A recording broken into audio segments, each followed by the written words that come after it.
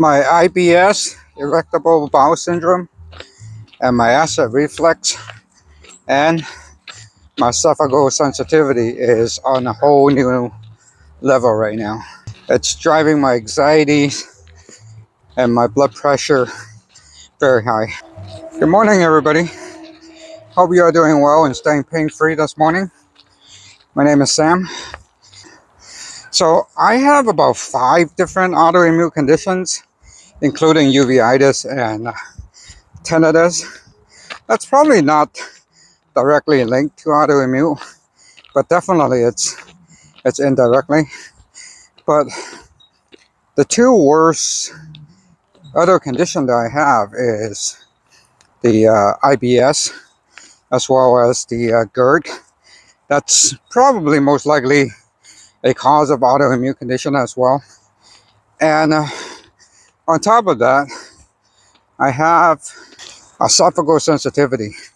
The esophagus sensitivity is probably the worst of the all three because it's the most driving force of my anxiety and my other cognitive behavior. A little disclaimer, everything in this video that I talk about are medical conditions of my own and treatments that's been used on myself currently and in the past as well. So if you have any concerns, any medical issues, please contact your doctor for further diagnosis or treatment. Thank you. Let me just start with IBS, irritable bowel syndrome. It's not as bad as Crohn's disease. Now, I thought I had Crohn, and I checked with my rheumatologist. We went through some stuff, and she told me, well, Crohn's is actually a much more destructive disease than IBS. Irritable bowel syndrome, there's 2 different ones, or actually 3 different ones, 3 different kinds. There's one where it causes diarrhea. That's what I have. Mostly it's diarrhea. And some people has constipation, which I don't have. And some people have a mixture of diarrhea and constipation that comes and go in different times. Well, the good part about IBS is not constant. It's not like it kind of stays on every day forever. It does goes away, and some days or 2 a week or so or more than that, I would be having really good sensations. There's no issues whatsoever with my guts. But the bad part is when it comes, it can linger on for days to weeks. And what it is that I would be having constant diarrhea for that time frame and stomach cramps. When the stomach cramp comes on, it actually really hurts. Mostly for me is the lower part of my abdominal. It felt like someone is tying a knot on my guts and pulling it to create the cramps. It comes on really bad. And a lot of times where IBS is a big issue is it can come just like that without warning. It happens frequently after you eat, and almost immediately I really have to go right after I eat. I don't know if other people who have IBS can relate to the same symptoms that I'm having. There's a few times I actually got a bit dehydrated because of diarrhea, and that's something to be a concern because you're having a diarrhea, a lot of water that kind of comes out at the same time. So, and I do drink a lot of water too, so you need to be careful if anybody who have diarrhea with the IBS. As for treatment goes, I am on a biologic. Currently I am on Cimzia, which treats my autoimmune condition. Now technically it should help with the IBS as well. The other treatment that my doctor gave me is a medication called dicyclomine. Now, from what he said, dicyclomine basically kind of masks the symptoms and just makes the gut feels better. Now, I do notice it when I take it. When I have really bad cramps and really bad diarrheas. And when my stomach is upsetting, now I would take some dicyclomine. Now I am not on it on a regular time frame, but I take it for on an as needed basis. The prescription from the doctor was 3 times a day, but I never took it for that long or never took it that much. Sometimes I just kind of take one for the day. It can help ease my symptoms. Medication works on me kind of weird. Sometimes it works very well. Sometimes I felt like it does not work at all, and when it doesn't, now when it works, it does ease my symptoms, but when it does not, it doesn't really do anything. The two main bad part about IBS is really the cramps and then the diarrhea. I'll be running 6, 7, 8. I don't know. I think the worst I have run was like maybe 10 times a day, and that's where it actually caused my dehydration. So you really have to watch out for that and drink a lot of water. Some people say actually peppermint oil would actually help with the IBS, but I'm not sure if I'm finding any relief from it. I do have it. Someone actually mentioned to me supplement called the IB GERD. I bought that. I tried that. I don't know if I have any benefits to it. On top of that, some people actually find that probiotics and prebiotic does help with the guts. But at the same time, I can tell you that probiotics, it actually can cause diarrheas for me too. It aggravates the stomach cramp as well. Because it's kind of happening to me many times with probiotics is I was trying to use probiotic to help to ease my symptoms. But for some reason, the probiotics that I take, it's actually the cause for my IBS, the cramps, and the diarrhea.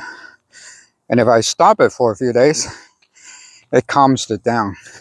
And when we have a compromised immune system, even the good bacteria can cause bad side effects. Let's move on to the stomach with acid reflux. I can't pronounce the medical term for it. It's like 200 characters long, but acid reflux is what I'm just going to go with. That's when my stomach can spasm. My stomach can feel extremely bloated. Felt like I have so much gas in there that I just can't eat anymore, but in reality, I just really haven't eaten anything at all. I can feel the acids coming up to my throat at times. Can feeling the mouth feeling bitter, as well as my throat gets irritated quite a bit. I truly believe that is part of the autoimmune condition as well, because when my IBS acts up, my stomach tends to act up as well. I don't know if you guys get the same correlation between all of your guts and the colons, the stomach, as well as the esophagus. For me, it does. Well, lucky I don't have an ulcer, I don't have gastritis, and I don't have the bacteria, the H. pylori. I get a scope from my doctor every maybe 3 years or so. He goes in there and check my stomach, as well as I would do a colonoscopy as well, just to make sure that the IBS is not causing any other symptoms like bleeding in my colon. That would be bad. So when stomach acts up, a lot of times it feels bloated. But when it does act up, I'd be feeling like very nauseous. I wanted to vomit and not feeling unwell. And on top of that, I have a hiatal hernia that's pushing up into my diaphragms. Oh, that is really bad. When it starts pushing up, I can start feeling like my whole body is fatigued, feeling weak. And not only that, I'll be feeling a little shaky at times, feeling like there's no energy. I'm gonna fall, losing coordination. And when that happens, actually affects my esophagus as well. And that would be the next thing I will be talking about is when my esophagus acts up, my whole body, my cognitive sensations just kind of goes haywire. I'll be getting blurry visions. I can't see very well. I can't think very well. My responses are very slow. I don't feel like I'm having a stroke, but I'm not. I kind of feel like I'm losing control of myself, my own body, because just can't think straight, can't react. and particularly if I am driving. I just don't know how I get home. It just felt like you really cannot think, cannot respond, cannot react to things fast enough. And I talk about brain fogs a lot, and that's basically how it is. Brain fog, like the brain is not functional. The vision is not clear. I can see, but I am not absorbing the information into my brain. Like, the things I'm seeing out there, it just doesn't really register in the brain fast enough. It does come in, but there's like a delay. So whenever my esophagus acts up, whether it's spasming or just the sensitivity or the GERD that kind of comes up, I can feel that it's burning. I can feel that my chest is hurting, my chest pain. I felt like I wanted to vomit, nauseous, and then I get all these kind of behavior to go with it. So I don't know if you guys have the same particular issue. I don't know if you can relate to my condition. Now, in the beginning, I have no idea what it is. I just start feeling these symptoms and like, what the heck is wrong with me? That could be the issue. It would be, the esophagus sensitivity or esophagus that's acting up on you. It took a bit of time, but that's what I figure out. That's what's happening with me. So maybe if somebody is having issues like this and you don't know what's the cause, maybe you can kind of slowly diagnose yourself and see whenever you're feeling these conditions. Um, are you having chest pain? Your esophagus is acting up. You having esophageal pain as well as esophageal spasm or stomach spasm. Check to see if you have a hiatal hernia that's pushing up into your diaphragms. All these can be part of the cognitive behaviors. So what kind of treatment I am on? Well, for the stomach, I have a bunch of medications, and I'll take a picture for you of what I have. I have PPIs, I have H2 blockers, I have just regular acid reflux medications from over the counter, uh, Tums, and even liquid forms of acid medications as well.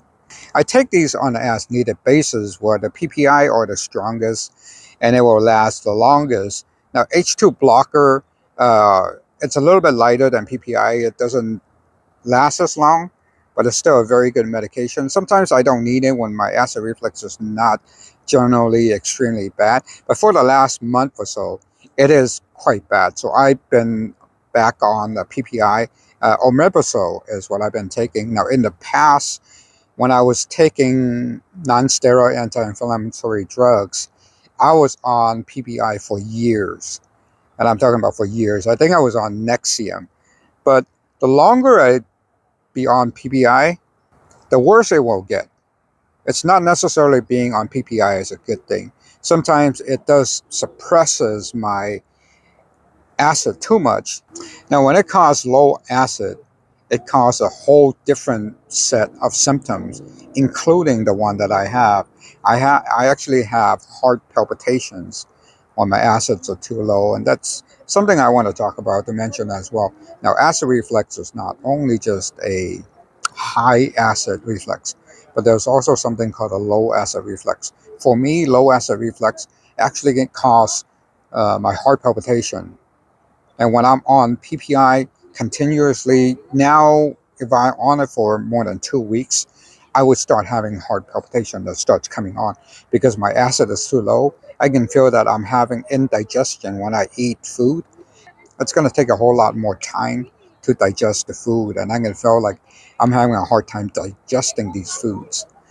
But when I have high acid, I can feel the acids coming up and burning in my throat, and it's burning into my esophagus. So it's really hard to kind of maintain a balance. And the key point is to maintain the balance. It's not easy, it's very hard. Many food can cause a lot of acids like citrus and onions and things like that. But if I'm taking medications too much, it will suppresses my acid too low, and it can cause a whole new symptoms.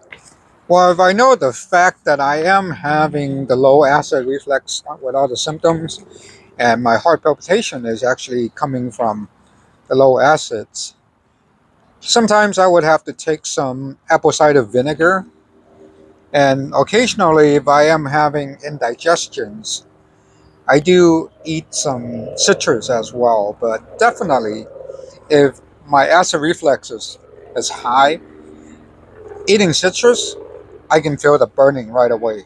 All those acids are just coming up.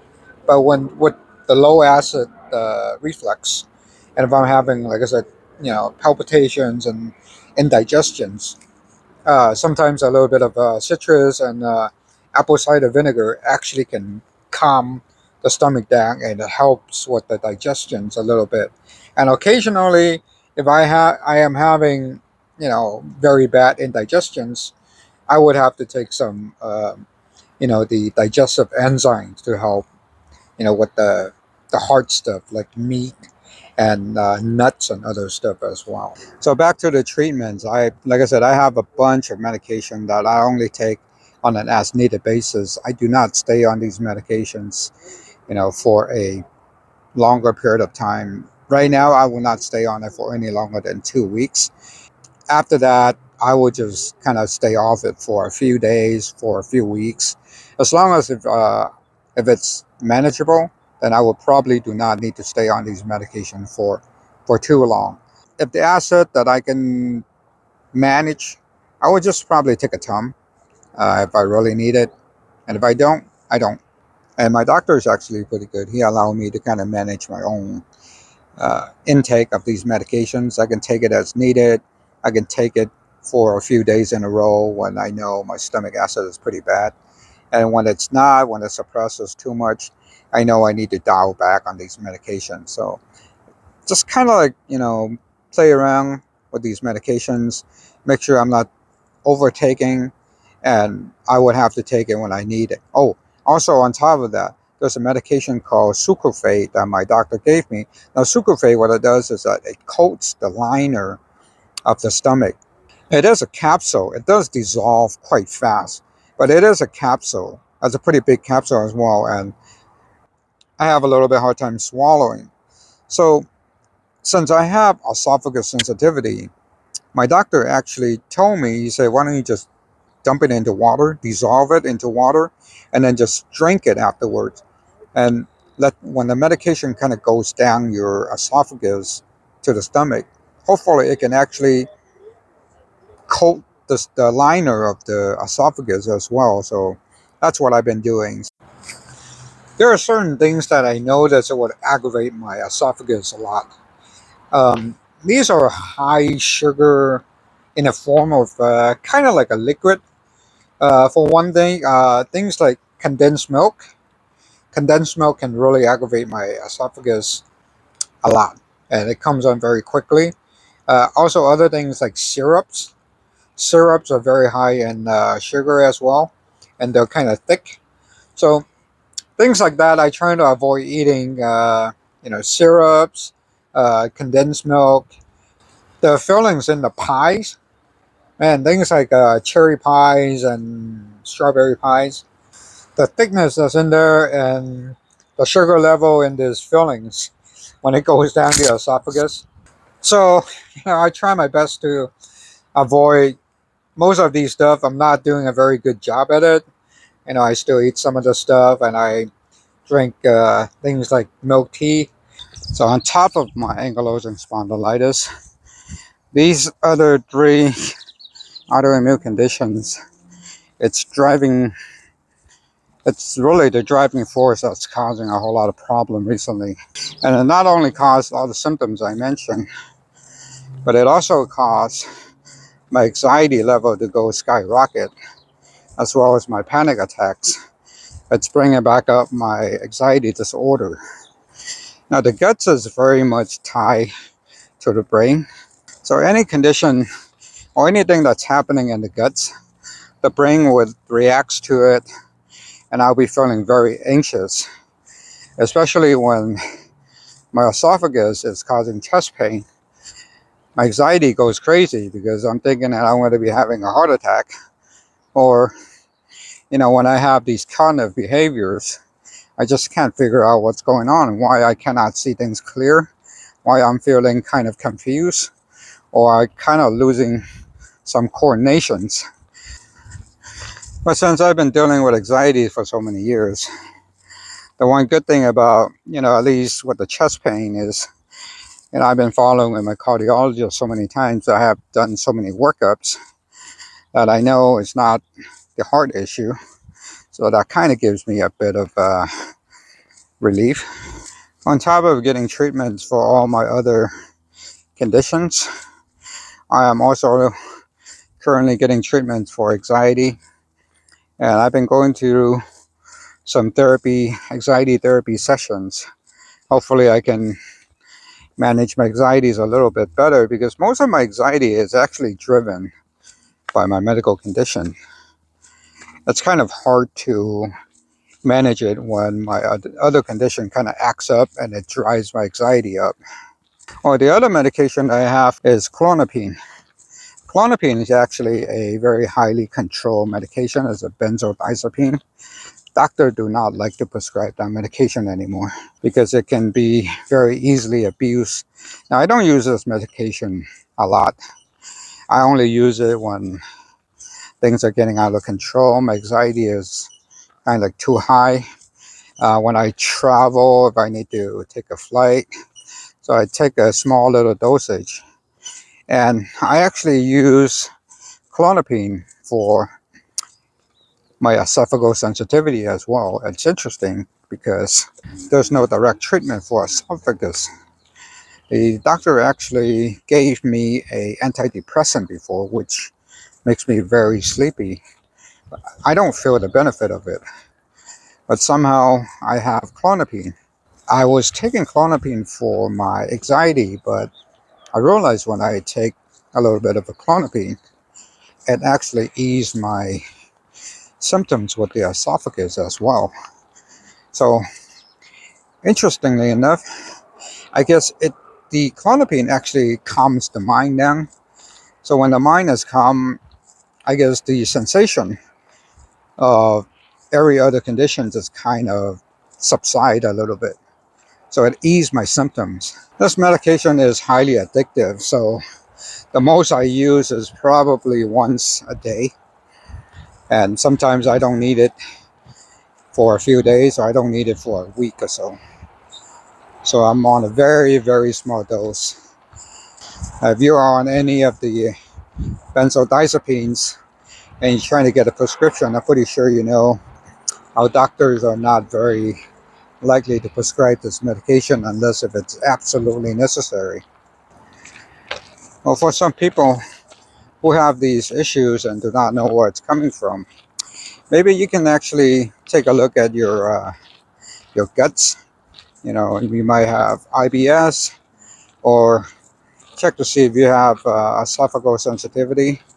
When the esophagus acts up, it can drive your mental health going crazy. But regardless, if you have any conditions that you don't know where it's coming from, you should always follow up with your doctor and get a checkup to see if they can figure out, why you're feeling this way. Because, dealing with autoimmune conditions, it's not very easily treated. We're all going to be dealing with these conditions on and off. It's just a matter of trying to see this way to limit these flare-ups as much as possible so we can have a better life. Anyway, that's all for this video. Thank you for watching. Finally, I kind of find some time to finish up with the different autoimmune conditions I have. I have not made a video for a very long time. And when I'm not making videos, that means I'm just not feeling good at all. But thank you for watching. If you like my video, please give me a like. And if you want to see more, please subscribe. I hope everybody can stay well and stay pain-free and have a wonderful day. Thank you so much. Take good care of yourself, and I'll see you on the next one. Bye-bye.